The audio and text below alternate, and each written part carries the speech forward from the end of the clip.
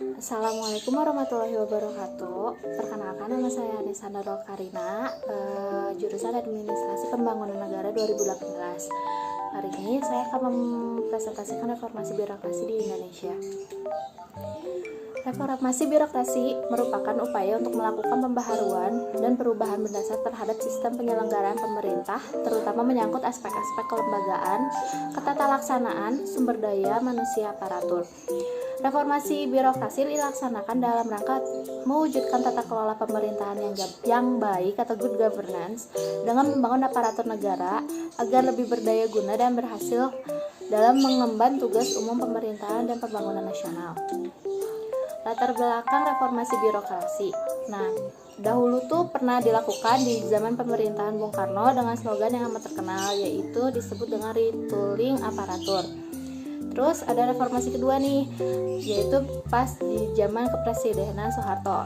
Dorongan untuk melakukan reformasi ini pun diawali dengan keinginan untuk membangun bangsa dan negara yang dimulai untuk menyelenggarakan stabilitas di segala sektor seperti sektor publik, politik, pertahanan, keamanan, sosial, dan sektor lainnya. Nah, terus terjadi perubahan yang sangat signifikan itu tahun 1998, terutama pada sistem pemerintahan birokrasi di Indonesia yang tadinya sentralisasi jadi desentralisasi. Nah, kan tadi ada gerakan politik tahun 1998, terus kemudian diikuti oleh lahirnya Undang-Undang Nomor 22 tahun 1999 tentang otonomi dan Undang-Undang Nomor 25 tahun 1999 tentang perimbangan keuangan antara pemerintah pusat dan daerah, telah membawa perubahan peranan yang dimainkan baik oleh pemerintah pusat maupun pemerintah daerah. Nah, ini tuh diharapkan tata pemerintahannya itu jadi baik, bersih, berwibawa, profesional, dan bertanggung jawab, yang diwujudkan dengan sosok perilaku birokrasi yang efektif dan efisien, serta dapat memberikan pelayanan prima kepada masyarakat. Jadi intinya latar belakang dari reformasi birokrasi ini adalah adanya praktek korupsi, kolusi, dan nepotisme yang masih berlangsung sampai saat ini. Terus ada tingkat kualitas pelayanan publik yang belum mampu memenuhi harapan publik, tingkat efisiensi, efektivitas, dan produktivitas yang belum optimal dari birokrasi pemerintahan, tingkat transparansi dan akuntabilitas birokrasi pemerintah yang masih rendah, dan tingkat disiplin dan etos kerja pegawai yang masih rendah. Kemudian ada ruang lingkup reformasi birokrasi. Ruang lingkup reformasi birokrasi pada prinsipnya menyangkut berbagai bidang, antara lain bidang organisasi yang mengatur tentang tugas, fungsi, kewenangan, susunan organisasi dan tata kerja, bidang tata laksana dan mengatur tentang sistem dan prosedur, standarisasi, sarana dan prasarana, bidang kepegawaian, terkait dari aspek manajemen kepegawaian, mulai dari proses rekrutmen, pola karir dan kesejahteraan, serta bidang hukum dan perundang-undangan. Kemudian ada visi dan misi dari reformasi birokrasinya sendiri. Jadi visinya itu tercipta tata kelola pemerintahan yang baik tahun 2025. Sedangkan misinya yaitu untuk membentuk atau menyempurnakan peraturan perundang-undangan sebagai landasan hukum tata kelola pemerintahan yang baik, memodernisasi birokrasi pemerintah dengan optimal, memakai teknologi informasi dan komunikasi, mengembangkan budaya, nilai-nilai kerja dan perilaku positif, mengadakan restrukturisasi organisasi pemerintahan, mengadakan relokasi dan meningkatkan kualitas sumber daya manusia, termasuk perbaikan sistem remunerasi, kemudian menyederhanakan sistem kerja, prosedur dan mekanisme kerja, kemudian mengembangkan mekanisme kontrol yang efektif. Nah, tujuan reformasi birokrasi yaitu membangun birokrasi yang bersih, membangun birokrasi yang transparan dan akuntabel, membangun birokrasi yang melayani masyarakat, dan membangun birokrasi yang efisien, efektif, dan produktif.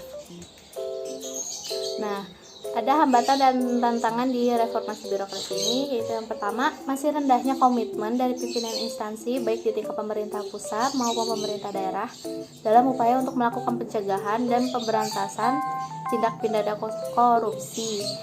Yang kedua, penyelenggaraan pemerintah masih belum mencerminkan penyelenggaraan pemerintah yang bersih dan bebas dari KKN. Yang ketiga, manajemen kinerja pemerintah belum dilaksanakan secara maksimal. Kemudian ada penataan kelembagaan yang masih belum efektif, penerapan tata kelola pemerintah yang belum sepenuhnya diterapkan. Kemudian manajemen SDM yang belum berjalan dengan baik. Kemudian ada inefisiensi anggaran atau rendahnya budaya kerja dalam melakukan efisiensi anggaran. Kemudian ada manajemen pelayanan publik yang kurang maksimal dan masih banyak praktek pungutan liar. Nah, di sini ada Dinas Pendidikan Kota Bandung. Visi misinya itu terwujudnya pelayanan pendidikan yang bermutu, berkeadilan dan berwawasan lingkungan. Nah, untuk misinya yaitu untuk menyelenggarakan pelayanan pendidikan yang merata dan berkeadilan, mewujudkan pendidikan yang unggul dan bermutu, meningkatkan sarana dan prasarana pendidikan yang berwawasan lingkungan. Kemudian ada meningkatkan profesionalisme dan mutu tenaga pendidik dan tenaga kependidikan. Kemudian ada mengembangkan pendidikan karakter menuju good governance melalui manajemen pendidikan yang akuntabel dan transparansi. Yang terakhir adalah menyelenggarakan pendidikan yang dapat memenuhi kebutuhan lapangan kerja. Nah, di sini itu ada bagian struktur organisasi dan tata kerjanya. Jadi ada kepala dinasnya di situ, terus ada sekretariatnya, terus ada bidang-bidangnya. Nah, di sini itu kan ada beberapa eselon-eselonnya gitu. Nah, penjelasan eselonnya itu.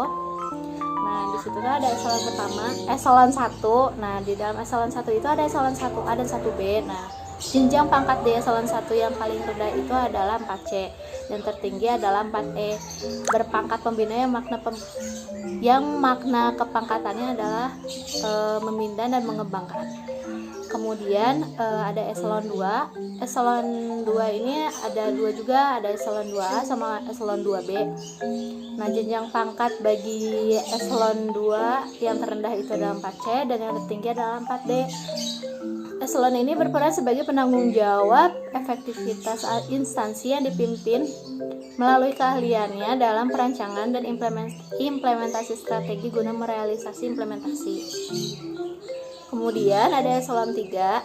Nah, eselon 3 juga sama, ada eselon 3A sama eselon 3B. Nah, jenjang pangkat bagi eselon 3 yang terendahnya itu adalah 3D, sedangkan yang tertingginya adalah 4D. Nah, penanggung jawab penyusunan dan realisasi program-program yang diturunkan dari instansi yang ditetapkan. Nah, kemudian ada eselon 4. Nah, eselon 4 ada eselon 4A sama eselon 4B.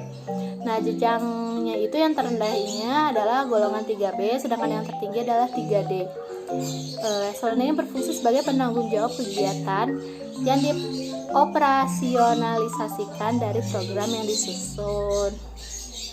Nah, sekian presentasi dari saya. Mohon maaf bila ada kesalahan. Wassalamualaikum warahmatullahi wabarakatuh.